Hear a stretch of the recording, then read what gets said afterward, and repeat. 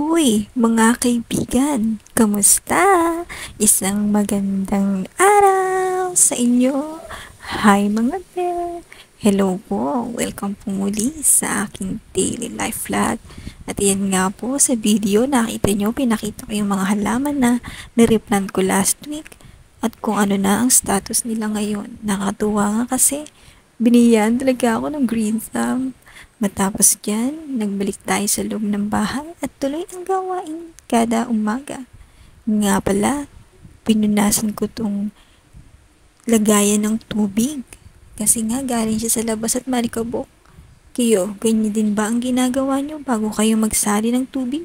Pupunasan nyo yung labas ng container. Matapos kung punasan nyo na itinuloy ko na nga ang pagkuha ng mga basura para ibukod ang mga ito at itapon sa labas dahil darating na mga kolektor mamaya. Pag Burmans pala, no? Ang daming malamig ang Pasko. Uso na naman ang mga heartbreak. So sad. Ikaw ba? Kamusta ang puso mo ngayon? Kung ako ang yung tatanungin, pas muna. Guess what? Ito pala ang almusal ko. Binili yan ni boss kahapon kasi bumili sila ng bagong TV nila. Naboboard nga ako at naisipan ko na namang magluto ng imbento. Mabaltan ko nga pala at ihimayin itong mga gulay na ito at pag tinamad, pwede rin namang gamitan ng food processor. Gagawa nga pala ako ng veggie balls. Nakita niyo naman yung mga sangkap kong gulay. Tinimplahan ko na lang yan ng paminta, asin, ginisa mix, magic sarap.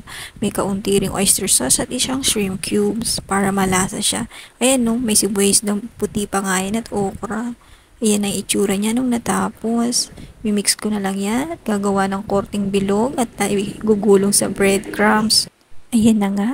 Pwede na nating iprito yan at makatapos ng ganap. Surprise! Ayan, iprinito ko na nga sila at marami pa akong panahon, wala pang makulit. Dire-diretso ang ating gawa sa kusina. Kailangan matapos yan bago tayo pumunta sa eskwelahan mamaya para magsundo ng bata. Yan na po siya nung naluto. Masarap naman, natsambahan. Ito nga palang ulam namin, kasing strips. Prinito lang, si boss din ang nagtimpla niyan. Ako lang ang nag-double fry. Nag-skip nga pala ako ng kape, kaya nag-candy lang ako. Ang catchy nga na advice niya, no, diba? Oras na pala ng pagsundo at kinunan ko nga ang langit. Medyo may part na cloudy. Medyo maambon nga yung mga oras na yan. Ayan na nga yung way ko papuntang school. Kamusta naman ang pagpayat natin, Day? Sige, huwag mong tanggalan. Kain pa more. Sinong relate? Tara, kain.